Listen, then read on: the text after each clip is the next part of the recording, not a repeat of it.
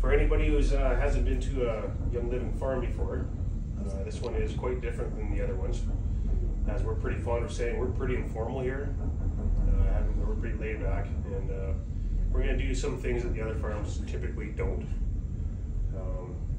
So just bear with me, and we'll get through it.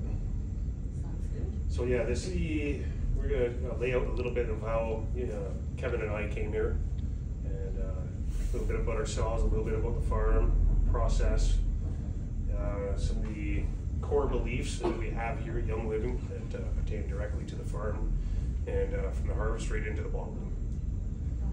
So, I came here as a construction worker in 2014 to help pour the foundations for the building. It was a very, very challenging time to start a project. We started in September, and we ended up working right through winter, pouring concrete below -40. It was very, very hard. It was the greatest challenge I'd ever faced as a construction worker, I can tell you that much. It was really something. But we had a leader that would never let us stop or give up, and Gary Young was right there beside us working throughout the entire thing. So, and he was our guiding light, and he was a pillar of strength and determination for the rest of us. It was a really interesting time. I came up with the understanding that I was going to be spending 7 weeks up here, which I was pretty fine to do. I wasn't working anywhere else at the time. I figured a month and a half that'd be easy. But that 7 weeks turned into 7 months, because as the project got bigger, Gary's ideas got bigger, and then more of the project came in. They got bigger the project. So yeah, it really took off from there. But that was Gary in a nutshell. He has an idea. He's always thinking about how he can make it bigger and better. And that was my first introduction to Gary. And it's 7+ years now. Yeah, and it'll stay. I was 11th year. Was that 11. Yeah. 11 years. Well, yeah, it'll be 7th year officially with Young Living, but it'll be 11 years here. Yeah. As soon as the project was done, I was given the choice. I could either go back down to Vancouver Island, and or I could stay here and become full-time staff of Young Living. At that time, I was kind of looking for a way out of construction. You build 100 buildings, you build 1,000 of them. They're all the same. And I was looking for something new. And this was the type of new that I was exactly looking for, something I'd never done. So I ended up moving here. I bought a house here, became part of the community, thanks to guys like Kevin here. He introduced me to the outdoor living kind of life. He got me interested in hunting, not trapping so much, because that really stinks. Pretty smelly stuff, but What is tracking? it's interesting to learn. Trapping? Trapping. Oh, Trapping. like trapping. Preparing animals. Oh. Yeah. You just, Why is it smelly? guy's pretty well. We'll explain that after. Particularly some of the larger furry rodents. I would talk about that later. So I didn't really get into that part of it, but the hunting I'm really interested in. I've just got into snowmobiling. I've always been big on fishing, so this summer I'm really going to be concentrating on that, and getting out back there and getting out on the lake. But it's just it's a lifestyle here that really agrees with me. I don't do well in crowded cities. I used to live in Nanaimo. That was too many people for me.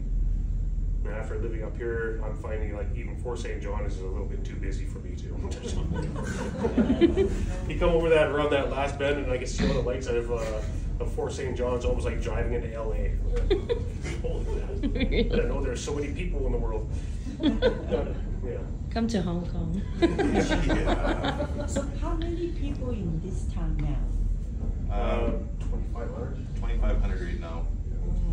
17 years ago, we were getting close to about 30,000 in the wintertime. And then just work started dying off, logging, oil and gas, and so we started shrinking again, which is nice. I think when we pulled in, there were still about 10,000 people in town. And within a year, there was half of that, and then next year, half of that again. So a lot of people left. And, it sucks for them, but I'm glad to see them go. The town's really nice. It's gonna be a nice place for me to retire, I think. So, anyhow, that's about all I have for now. Okay. So I've been with Young Living for 6 years as an employee. 2018, I started off as a contractor, running equipment, heavy-duty mechanic. From the time we started building this place, Corey Howden was the one that was trying to get me to come to work since day one. I was in the oil field for 28 years, and I wasn't ready to make the switch. Didn't know much about Young Living. So for 4 years, he'd always bug me, come work for me, come work for me. And I was, I'm not ready. So 2018, I came to work as a contractor. I'd work week on, week off, and I started to learn more and more about Young Living and what Young Living was about. 2019, on I think it was February 14th, I seen Corey driving through town. St. Valentine's Day. Yeah, Valentine's Day. And anyways, I flagged him over and we started talking. I said, okay, if you still need someone, I'm ready to come to work for Young Living. So I started work, my first day at Young Living was February 28th, which was also my birthday. And I've been here ever since. I started off as a heavy-duty mechanic and equipment operator for logging. My first job was to rebuild a buncher, and a buncher is what cuts down the trees. It was in a million pieces and scattered all over. So that was my first job. It took me 2.5 months. And from there, I've worked my way up from heavy-duty mechanic to shop foreman to logging foreman to everything outside of this building, manager, up until 2 years ago when I was told 2 days before harvest that I'm going to be the farm manager. And from there, we've just been growing.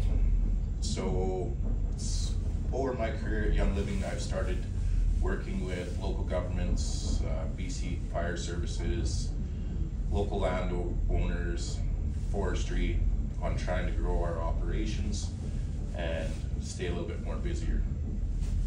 And in the last 2 years, it's actually started to work really good. Right now, we are in the process of buying 1,300 acres just north of Fort Nelson. Wow. That will be Young Living's own forest for us to look after. So we will do selective logging, thinning, and making sure the forest stays healthy. We'll also be planting trees. Can you talk more about what thinning is and selective logging? What does it mean to Young Living? Yep. So what it comes down to is going to be fire reduction. So we'll be cleaning up the forest, taking only so many trees. You don't want to take too much from Mother Nature and not give back. It'll also give us other sources of revenue for this farm and allow us to grow, take on more projects, and be a contributing member to the forestry. So in, 2019, we started planting trees on this farm. 2019, we planted 1,000 white spruce trees, which you can see when you first come in the driveway.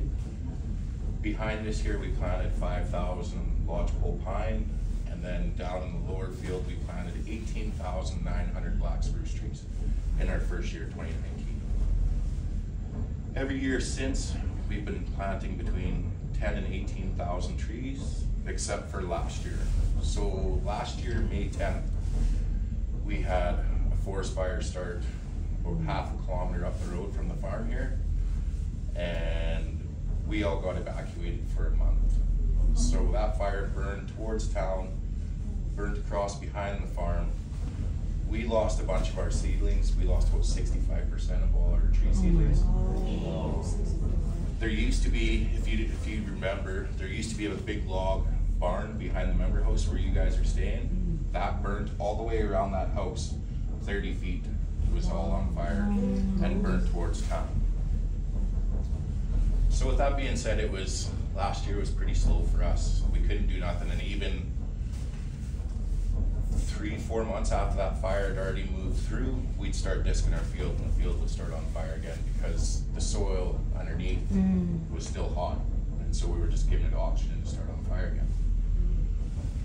So when that fire broke out, I sent everyone home to go grab their campers, get all their stuff ready, in case we did have to evacuate. I had 4 helicopters flying out of here, grabbing water out of our cooling pond to help put the fires out. The highway was closed just past our driveway, and every vehicle that was trying to go north had to come in here and turn around. So with that being said, everyone was gone. I was shutting down generators, turning off propane sources, fuel sources, and then I got asked to leave because it was starting to get a little dangerous. Over the span of, 4 months? Well, right after the fire started, I was just leaving the farm, and it was 25 minutes later, he sent me a picture of a giant column of smoke coming out from behind the mill. And it was just, it happened that fast. And by the time that he was done and getting everybody else ready on their campers, the alert came out and we had to hit the highway. So yeah, it was very fast. So, Everybody's safe? yep. So how many staff you have on site here? Right now we only have 6. So it's not a big operation, but it's a busy operation. So when that fire broke out, we had 4 helicopters that were stationed here every day, 7 days a week. We had 400 forestry firefighters and some local firefighters that were fighting the fires all the way around here. Every day I got Young Living to send me up 22 pallets of Ninja, which turns out to 6,000 bottles. So every morning I'd go out and I'd hand out a bottle to every firefighter. We had 1,500 firefighters staying at the airport in tents. It didn't matter if it was raining, snowing, whatever. They were sleeping in tents. So we'd go out and drop off 2 pallets once a week, or whenever they got low, we'd bring more out. Young Living Canada sent me up a couple pallets of Zing. So every morning I'd hand them out and say, this is a better, healthier choice than that Monster and all that other stuff you guys are drinking, which is really good. We built strong friendships, and it's only getting stronger. Since then, I've been working with forestry. We have a greenhouse that we're supposed to build last year to grow our own seedlings. Since talking with forestry, we're going to buy 2 more greenhouses this spring, and we're going to start our own nursery here and work with the First Nations and the forestry and local forestry governments to do reforestation, start replanting trees and all that good jazz. Anything you want to add? Yeah, pretty excited about that project. Not only we're going to save a lot of money doing our own seedlings. When we first started buying them, we were what, like 13 cents a 45 cents a tree is when we started, and now we're up to $3.50 a seedling. Yeah, so it's more than 7 times. Wow. So to do it now is going to be an extra like $40,000 just to get a set of trees for that. So it's crazy. But not only are we going to save money on that, we can also do some of our own research and development. We can start cultivating, certain other oils that are being grown on other farms, chamomile, goldenrod. If they ever fall short, then we have a plot that we can do to make ups for that. We're not going to go jump into that market because they're already taken care of, but we have seen holes in the market before, and if we can start to fill that in before it becomes an issue, then we all win. So we'll have the opportunity to do that as well. And then I can do my own research on some of the other plants that are harder to find, and hopefully cultivate them and come up with something unique. Is it difficult to recruit people to come to work here? No. It's just, it all depends on how busy we are, how busy the market is. Young Living sends us a PO, and we fulfill it. And sometimes they give us unreasonable POs, huge amounts, and expect us to fail, and we still succeed and surpass their. Exceeded and surpassed. So nobody, everybody doesn't know that there was one winter, 2018, where we produced 8,300 kilos of black spruce in one season. And it was the most essential oil any farm has ever been able to put out. Is it special season? That's why you can get a lot. Yeah, the quantities are up, but it's also within a certain spec at that time of year that's not in other parts of the year. I'd say it becomes different then. That's prime time for us, is the end of winter and the beginning of spring. So what was the normal yield like compared to what you did it to Before we 2018? get POs for maybe like 2,000 or 2,500 kilos. That's a lot. Yeah. Like But 4 see, times. Yeah, Almost 4 times. yeah, they wanted 8 tons and we did 8,300. So we proved that the mill is quite capable of keeping up. Wow. We supplied a market that didn't even exist. This is the only farm that provide the Northern Light black spruce. Yes. Amazing. Yeah. That means we use it every day from this farm. Yeah. Yeah. Wow. So when we produced 8,300 kgs of black spruce oil that winter, we pretty much worked ourselves out of a job because that was a 10-year supply. Wow. So you can rest. Then comes 2019, and then the start of COVID. Oh. Once COVID hit, Yeah. we turned that 10-year supply into a 2-year supply, Oh. which was nice for us, but it was a lot of work. And even when COVID hit, I don't believe in it, but that's just my opinion. We didn't stop work. We still came to work 5 days a week. We worked safely, and just We're here too. you were, yeah. Yeah, We we all- were we all here. walked here. Roger, we are here. We had people on the way So that special. people were talking about. You have to phone them and tell them to go back home. It's like, no, they're coming. Yeah, we're They're already on their coming. way We here. all safely We're doing this anyway. back home for 50 people. Yeah. We Yeah. never I even get- brought my dad. Yeah. Yeah, and your daughter. Yeah. And my daughter too. My 70 And plus we had a year big old dinner out dad. there in the middle of the Yes. floor, and Yeah. Party it was a every good time. day. Party. Hang out, drinks. We took Amazing. we Yeah. took a potential disaster and turned it into a party. So Mhm. I think that was pretty cool. Yeah, it was pretty good.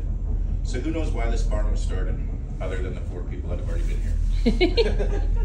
See, hands kind of full. Yeah, you're right. No one? Try. Anyone want to take a guess, or you just all want to sit there with smiles? Do you and want pretty? tips? I'll give you a tip. RC. Is it? No? Valor. Oh, yes. Yeah. Valor. Yeah, black spruce. Yeah. Yeah. So who likes Valor? Me. There's a few of you. You should all stick your hand up. Just be cool. But 2013, there was starting to be a black spruce shortage, and black spruce is in Valor. Valor is a top seller, and it's very powerful oil. So Gary, in the younger years, before Young Living was even here, he used to travel his highway lots, bringing freight up north into the Yukon and Alaska and stuff. So he's familiar with the area and the abundance of black spruce that we have. He started over in the east side of Canada and started visiting towns and trying to pitch the idea of a black spruce farm to make black spruce oil, and a lot of people wasn't very welcoming of his idea and didn't believe in it. So he just kept working his way across Canada, and once he got back here, it was kind of like home. And he met with the local natives, and he met with the town. They had a big meeting, and for the most part, his idea was well received, and a lot of people believed in it. So this is where he decided to build the farm. Not only is there an abundance of black spruce trees here that are non-emergeable, we have the northern lights that are out 365 days a year, whether you see them or not, daytime, nighttime, they're always here. In the wintertime when it's minus 40, even minus 30 when it's really cold, if you be quiet and just sit in peace, you can actually hear and feel the northern lights. Sounds odd, but they give off a lot of energy. You can hear them moving, you can feel them. And so the natives and all that stuff believe that there's a lot of healing powers that come from the northern lights. And with them shining down on the black spruce, the white spruce, fir, the pine, all of us, we're surrounded by good energy. Who knows what the frequency of black spruce oil is? Over 400. 600, It's lower than 600, but it's more than 400. Yeah. 500. 5 to 550. So there's a lot of benefits to the black spruce oil. The reason, who knows why the reason we harvest black spruce in the wintertime? Somebody's got to be interested in here. Because the winter time, the plant hormone will go up, to protect the tree. That's why in wintertime we cut down and we get more oil out. That is correct. Wesley can explain this. Take it away, Wesley. So because of the extreme weather up here, the trees have had to adapt techniques to survive a winter. You find this down south where colder winters can happen, but they're very rare. Places like in the mountains of Idaho, you can get down to minus 40 Celsius, but it happens very rarely. What you can hear at night is the trees exploding. Water expands inside the tree, blows the tree apart, and those trees end up dying. In the past, historically, there's been whole forests that have died that way. Sudden extreme cold weather events have killed off entire forests. The trees up here are directly out of the Ice Age. This is one of the newest forests on Earth. These started taking root immediately after the ice receded, and they're highly adapted to cold weather. So when the ground starts to freeze, the trees have all learned to drop the water and start producing oil. Oil has a much lower freezing temperature. The tree survives. The ones that don't, they die. So that's why black spruce even has adapted to not only not dying in extreme cold, but has also learned how to grow in extremely wet conditions. Muskeg, which covers a lot of area around here, is an organism that covers over a body of water, and it's thick enough and strong enough that other life can start growing on it as well. And black spruce is adapted to being able to grow on it. It's amazing how adaptable black spruce is. Whenever there's an ecological event that kills off a bunch of forest, black and white spruce are the first ones to get in. They're called the pioneer tree. They'll take root, stabilize an environment, and then the slower growing trees will eventually take in, like firs and whatnot. So, yeah, it's a very hardy tree. For the ones growing in the muskeg, they grow extremely slowly. You can have a black spruce tree like that in muskeg that's over 100 years old. You can barely count the rings, they're so close together. And you can get a black spruce tree that big that's 120 years old. So it's much faster growing on firm ground, much slower growing in the very wet ground. So, yeah. Who knows where we get the majority of our oil from when we harvest trees, say black spruce? Is it in the tree, or is it in the green, in the needles? Needles? That's right. So when we go out and harvest today and tomorrow, stick to small trees, this and smaller, and trees with lots of green on them, because that's the majority of the oil. When you're harvesting trees, do not be angry, do not be unhappy, because they feed off your energy. The happier you are, the happier that tree's going to be, and that happiness will go into your oil. When you're cutting down those trees, if you make a nice clean cut, you can count and see how old that tree is. Every ring, you can see when it had warm winters, when it grew lots, when it was dry, which side the sun rises, when it sets, all that kind of stuff. The more you pay attention, the more you learn from Mother Nature. When we go out there, I'll show you a bunch of stuff. Who was it that counted that tree with us out one time on camera? It was like 1, 2, 99, 100. Yes. Yeah. Yes. Yeah. There's lots you can learn from Mother Nature. Does anyone know the benefits of black spruce? I'm not a doctor, so I can't tell you what it's good for, but I can tell you what I use it for, and you guys can say it It's would be. good for a respiratory system. Yeah. It helps you breathe. It's good for the skin because that's why so that trees can stay in these areas. They absorb the moisture, so it's nice. It's very good for the skin moisturizations. Yeah. Yeah. Well, we've had a couple of workers here with arthritis. They were getting steroid shots every 2 weeks. He started using the black spruce on his hands, and he stopped using the steroids, and it helped him. He was able to work. He was able to do a lot of things he wasn't able to do, and he hated needles, so that was a big bonus for him. Black spruce is also good natural bug repellent, mosquitoes, and all that kind of stuff. Which some summers up here, it's necessary. Yeah. I've seen full-grown men down in the field working get carried off by the mosquitoes, and we never saw them again. No. We hope it's okay. Any questions so far? Perfect, that means you're all listening, you know everything. So, this distillery is a zero waste distillery. Everything we have when it comes to the wood chips, the hydrosol, all that stuff gets recycled. Our wood chips, after we're done distilling and cooking, we take them into the vat, put them in a truck, and we haul them over and we stockpile them. When we are clearing land, getting ready for tree planting season, we take some of those wood chips, mix it into the earth, just for like a natural breakdown and healthy support. We take those wood chips and we sell them to people for landscaping. We also have a wood pelletizer mill, which makes wood pellets for home heating. So there's zero waste when it comes to that. Our hydrosol gets shipped over to China and Hong Kong. It gets used for cleaning materials, beauty products, all that good jazz. What else? What's the... Yeah, I was just thinking of that. There was something else I was going to say. So with our greenhouses anyways, while he's thinking, with our greenhouses, we're going to be able to grow between 350 and 450,000 seedlings per year to help plant out there and in our own property here at Young Living. We should also be able to help supply other planting projects too. Yes. So white spruce, we can start on our own property.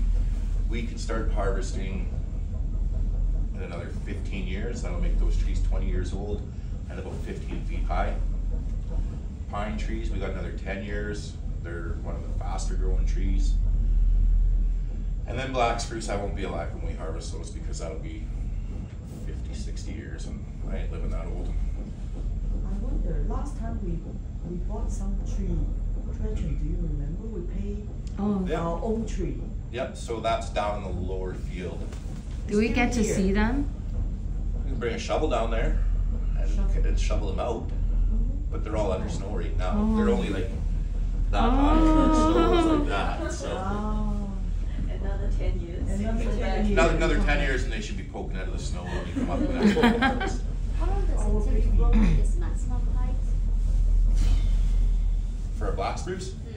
Well, some of the trees out there 160, 170 years old and they're still not at their maximum height. Wow. They're about 80 feet tall. Wow. Would be about 24 inches to 30 inches, and they're still growing.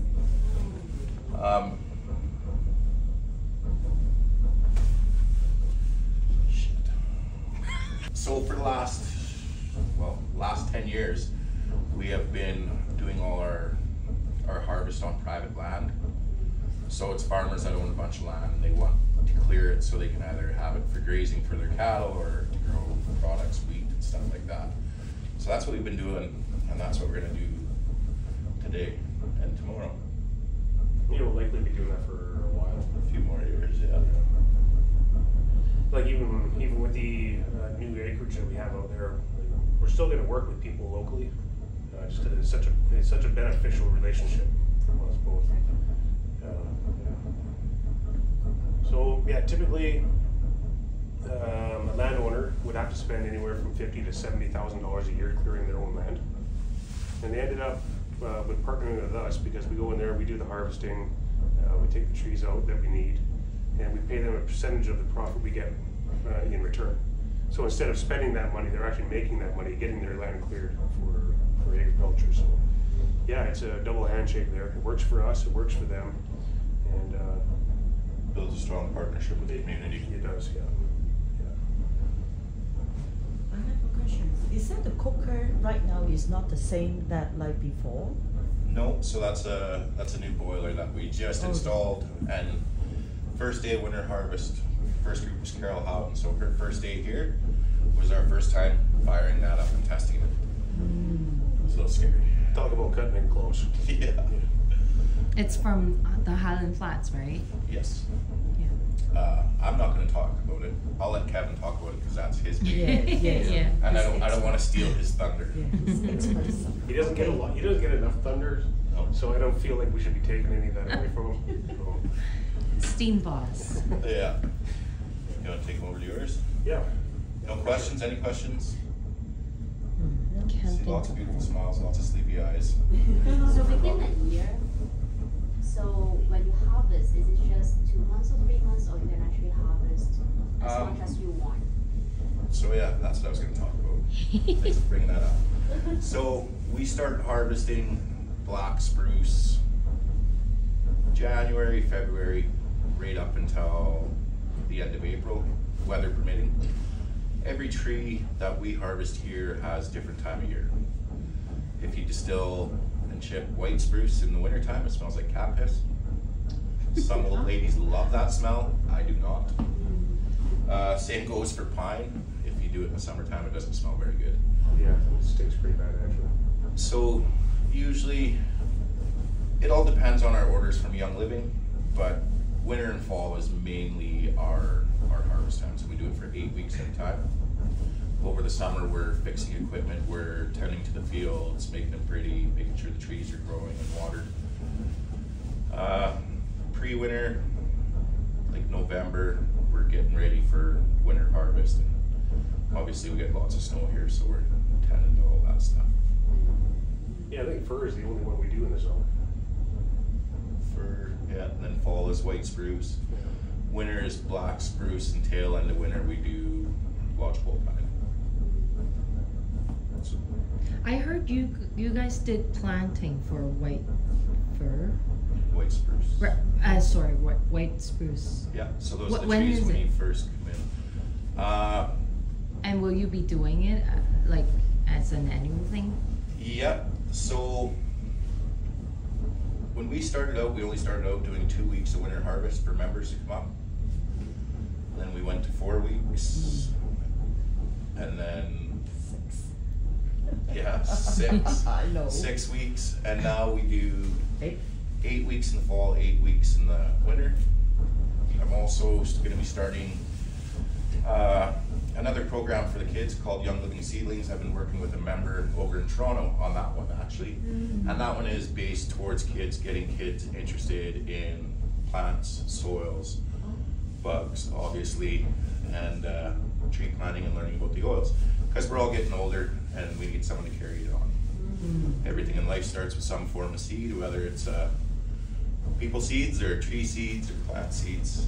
And so that one's going to be 4 weeks is what we're shooting for. My goal is in another 2 years we're going to have 36 weeks of harvesting programs run out of this Northern Lights farm. Wow.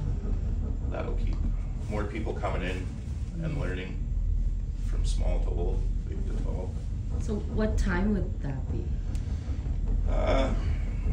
July, August. Oh, summer. Summertime. So this summer I'm not doing any planting because with muskeg, when the water table's low, when we don't have a lot of snow or water over the year, the muskeg dries out, and it's what it is, an intricate And what is root that? system. Muskeg, it's what Wesley was talking about. It's organisms and stuff that grow on top of the water, and then it turns into really fine root system. So you can step on it in the summertime right here, and the ground will go like this all the way to you. That's another reason we don't bring equipment out on it, because you can You lose equipment pretty fast, and then you're out $1 million or someone could die. So Yeah, there's no telling how deep that muskeg is until you lose a piece of equipment. yeah, it could be anywhere from 2 feet deep to 130 feet So it's deep. kind of like a swamp. Yep, with a thin layer over So top. dangerous. Oh. So what those was, there's a bunch of depressions and pockets that are smoothed from when there's this whole place was underwater, and as the water receded and the coast and everything started to dry back out and rise again, those pools of water got taken over by all the plants and everything around it. And because that space was at a premium, they learned to grow over top of the water and create new land for themselves. And that's basically what they did. If you look at black spruce that's growing on muskeg, it doesn't get any higher than 15 feet. Any bigger, it just falls over. So it's pretty unique. It's crazy. There's a bunch of us riding in a 6-wheeler that's amphibious, and we're driving across it. The whole place is doing this, and all the trees are doing this. It was that was my first time seeing that. It was kind of unnerving, but I'm you could be curious. you could be walking along and then just step through seen guys do that. It freaks people out. It's pretty Yeah, funny. it's pretty free. I'm curious, like, why in this particular area there are so many like black spruce? You know, you mentioned about the weather. Is it something to do with the soil? For example, there's many places in the world which is very cold and extreme weather. So can you grow northern spruce over there? You can. So we're on the Iron Shield in Canada. Goes all the way across Canada. Black spruce from, I don't know, about Grand Prairie, which is mid-level in Canada, north, all grows black spruce. And we all the way across. The closer you get to Toronto, the ground gets obviously harder and harder. Over here, we have a lot more swamp and a lot more smaller black spruce because it's grown on muskeg. And the further north you go, the more like that it is. Yeah.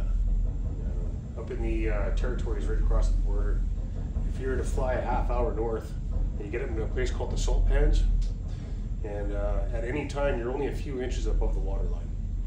So you're walking in among these big root systems from Devil's Club and trees with all the roots exposed, and it's all covered in water. It's from there until the north of the Northern Ocean. Do we get to see those? Muskeg? Yeah. Yeah, when we go out to harvest site, I'll show you what it looks like. It's frozen now, but I can break off a piece and put it in my truck and thaw it out so you guys can feel it. It's just like a dirty sponge. Yeah, almost like, you know what a loofah is? Yeah. Yeah, kind of like that. Yeah, except there's just mounds and mounds of it. Anything else? Wes, can you share one or two stories about Gary, how to build this facility or? Let me tell you about the first time I met Gary. Yeah. I was working outside, I was tying up bar for the footings, and somebody had told me, I think it might have been Corey, he was all excited that Gary was on his way to the work site. And word got around and everybody's whispering and everything, oh my God, it's Gary, oh my God, it's Gary. And in my mind, I'm thinking there's an entourage of limos that are gonna be pulling up.